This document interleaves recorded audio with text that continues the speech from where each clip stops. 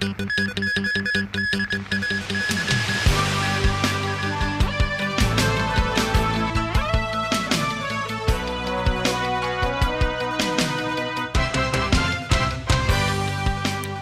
evening. The Civic Party's Alvin Young won the Legislative Council New Territories East by-election, capturing more than 160,000 votes. He beat his closest rival, Holden Chow of the Democratic Alliance for the Betterment and Progress of Hong Kong, by more than 10,000 votes. Hong Kong Indigenous member Edward Leung came in third with more than 60,000 votes. Ronnie Samtani reports. Young Alvin Oakhill is 160,000. With 160,880 votes, Alvin Young was declared the victor of the by-election. The barrister and Civic Party member scored over 37% of the votes. Coming in second was DAB's Holden Chow with 150,329 votes. Young's win means the Civic Party will hold on to its LegCo seat after former party member and lawmaker Ronnie Tong resigned last year. I can speak on behalf of Civic Party that we will reevaluate what we have been doing, and I think we need to reform and to suit what the people of Hong Kong expect us to do in 2016. In a surprising turn of events, Hong Kong Indigenous member Edward Leung came in third with 66,524 votes. The 24-year-old university student scored more votes than District Councillor Christine Fong and received far more support than former legislator Nelson Wong. Leung said in the past his group was referred to as violent thugs, but today he pointed out that they received the support of more than 60,000 voters. He explained that Hong Kong's politics is no longer divided between the pan-democrats and the pro-establishment camp, and that there is a third group that cannot be ignored. The localist gaining a foothold highlights a shift in the city's political scene. Even though the election results preserve the status quo between the pro-establishment camp and the pan-democrats, there is a growing possibility that localists, some of whom have been called radical separatists by Beijing, will have a chance in the territory-wide LegCo elections in September. Leung indicated that he will run in the LegCo elections in September. Some analysts say the results show support for the pan-democrats is on the decline. In the 2012 by-election, the pan-democrats garnered 55% of the votes and won 6 LegCo seats. This time round, Edward Leung won over some of the supporters of the pan-democratic camp. The Civic Party stressed it doesn't condone violent actions, but said people should not jump to the conclusion that the results are an affirmation for radicalism. It's an action and reaction sort of situation. When the government is being very, very high-handed, then people will react much more strongly. The election result actually should signal a warning to C.Y. Leung, telling him that his sort of vote-them-out tactics, his hard tactics, and his lying of, very provocative lying of trying to divide Hong Kong people is not going to work. While the Democratic Party said it respected the wish of voters, but believes Hong Kong people overall are against violent demonstrations. Ronnie Samtani, TVB News. The vote counting didn't finish until about 5 o'clock this morning. That was partly because the key to one of the ballot boxes was lost, which stirred up commotion at Ma On San counting station.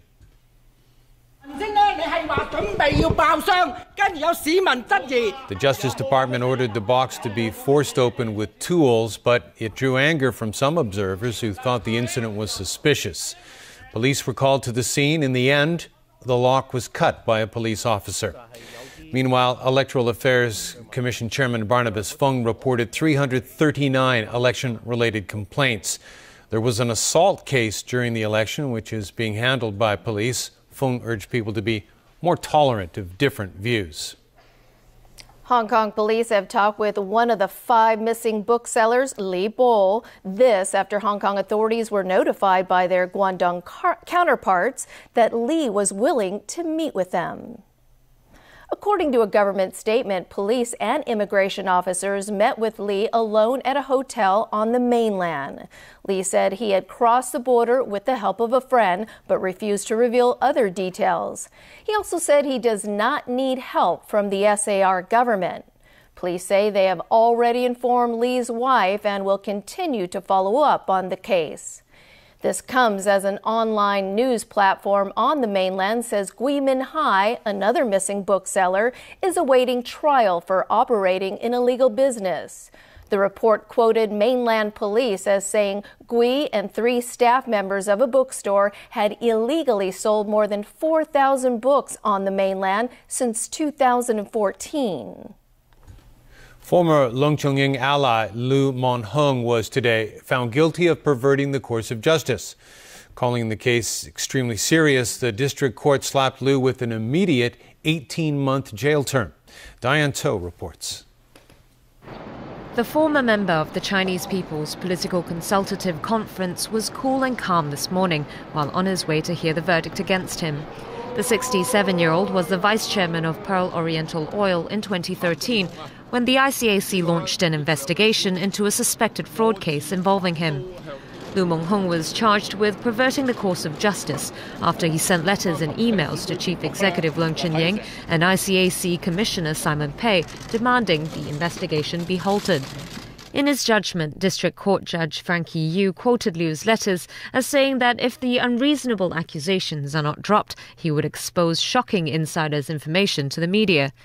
Noting this clearly shows the defendant used means of threats and blackmail to try to get the investigation dropped, the judge found Liu guilty of the charge.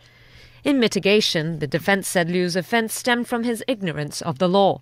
The lawyer said Liu firmly believed that Leung Chun-ying was the man behind his arrest and that he felt their relationship had changed. So, out of an emotional response, he sent the letters. Pleading for a suspended sentence, the lawyer also pointed out that Liu's acts did not affect the Pearl Oriental Oil case in which he was found not guilty. But the judge said the current case was extremely serious and found a need to exhibit judicial justice to ensure the public remains confident in Hong Kong's judiciary. He gave Liu an immediate 18-month jail term. Liu then yelled out that history will declare his innocence. He spoke of karma when asked about his former ally Leung Chun-ying and said he will appeal. Diane To, TVB News. The court-appointed liquidator of ATV has confirmed that they plan to dismiss all remaining staff at the TV station. But some may be rehired to keep the station running. However, managers of the troubled broadcaster immediately called for an urgent court hearing to temporarily suspend the winding-up order. Winna Wong has the details. It was a turbulent day for Hong Kong's oldest television station. It started this afternoon when representatives from ATV's court-appointed liquidator, Deloitte, called for a staff meeting at the company's Tai Po headquarters. Employees who attended the meeting quoted Deloitte as saying ATV only has $200,000 of cash left. All company staff will be dismissed, but some will be rehired to maintain the TV station's basic operation. It's another fatal blow to the company's ongoing demise. On top of constantly failing to pay staff since 2014, the government also announced last year it would not be renewing ATV's free-to-air license. ATV has until April 1st to stay on air, if it has the resources. Just before the Lunar New Year, a large number of employees walked out after not being paid their December and January wages as promised. This forced ATV's Cantonese and English news programs to go off the air in violation of the broadcasting ordinance. On the same day, investor Wang Qing filed for the liquidation of the company, and the court later ordered Deloitte to become the liquidating manager. But some staff members are refusing to give up. Shortly after today's shocking announcement, several managers of ATV marched to the High Court to see if they can somehow keep the station from folding. A statement apparently released by ATV staff also said they are hoping to stay with the company and to keep it running until April. The company's so-called white knight investor Si Rongbin is also reportedly keen to save ATV and is currently looking for ways to pay the employees. Winna Wong, TVB News. Pan-Democratic lawmakers are pushing for a compromise over the copyright amendment bill ahead of the government's self-imposed deadline for its withdrawal. But the proposal's been rejected by Commerce and Economic Development Secretary Greg So and the Copyright Owners Alliance.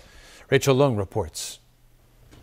As the government's self-imposed deadline for withdrawing the copyright amendment bill approaches, some pan-democratic lawmakers are trying to push for a last-minute compromise. They suggested a fair dealing provision to be included in the bill in order to grant internet users greater freedom while protecting copyright owners' interests. The copyright owners were concerned that the open-ended nature of a fair use provision would really hurt their commercial interests. So what we propose here is a non-commercial fair dealing provision that would only apply to non-commercial and non-profit-making use of the work.